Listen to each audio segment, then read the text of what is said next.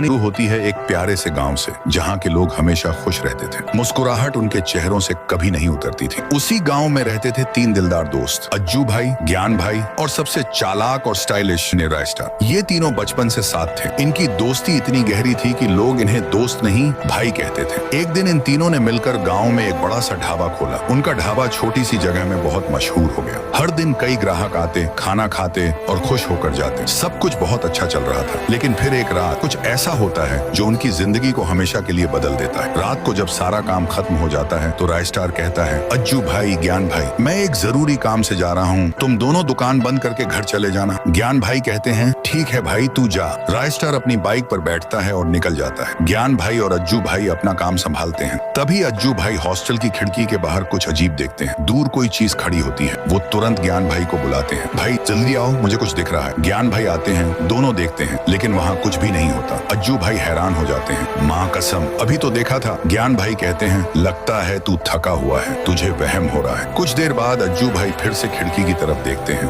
और वही चीज फिर से दिखती है, इस बार और करीब। वो फिर से ज्ञान भाई को बुलाते हैं। ज्ञान भाई गुस्से में आकर नीचे उस जगह पर चले जाते हैं। देख, यहाँ कुछ भी नहीं है। तभी पीछे से एक आवाज आती है, थुंग थुंग थुंग थुंग थुंग थुंग थुंग थुंग थुंग सहूर। ज्ञान भाई जैसे ही पलटते हैं, एक लंबा सा लकड़ा लिए कोई उनके सामने आता है और बिना कुछ कहे जोर का वार करता है। अज्जू भाई दूर से ये सब देखते हैं और कांप जाते हैं, लेकिन तभी उनके पीछे से भी आवाज आती है, थुंग थुंग थुंग थुंग थुंग थुंग थुंग थुंग थुंग सहूर। वो पलटते हैं तो देखते हैं तीन लंबा लकड़ा उनके सामने खड़े हैं, आंखों में गुस्सा। अज्जू भाई अपनी जान की भीख मांगते हैं, लेकिन कोई सुनने वाला नहीं था। अगली सुबह जब लोग ढाबे पर आते हैं तो देखते हैं अज्जू भाई और ज्ञान भाई की लाशें ढाबे की छत से लटकी हुई हैं। रायस्टार को बुलाया जाता है। जैसे ही वो ढाबे पर पहुंचता है, अपने भाइयों की हालत देखकर टूट जाता है। ये किसने किया मेरे भाई जैसे दोस्तों के साथ? तभी गांव का एक बुजुर्ग आता है, कहता है, मैंने पहले ही कहा था रात के वक्त यहाँ मत रुकना, लेकिन तूने नहीं सुना। रायस्टार समझ जाता है ये कोई आम मौत नहीं थी। उसी रात रायस्टार फैसला करता है कि वो इस राज का पर्दाफाश करके रहेगा। रात के 2 बजे जब पूरा गांव अंधेरे में डूबा होता है, रायस्टार अपने ढाबे में छिप जाता है। तभी उसे जंगल की तरफ कुछ लोग जाते हुए दिखाई देते हैं। रायस्टार समझ जाता है यही है वो बल्ला उठाता है और उनके पीछे दौड़ पड़ता है, लेकिन जैसे ही पास पहुंचता है, तीनों लोग अचानक गायब हो जाते हैं। तभी पीछे से एक आवाज आती है, थुंग थुंग थुंग थुंग थुंग थुंग थुंग थुंग थुंग सहूर।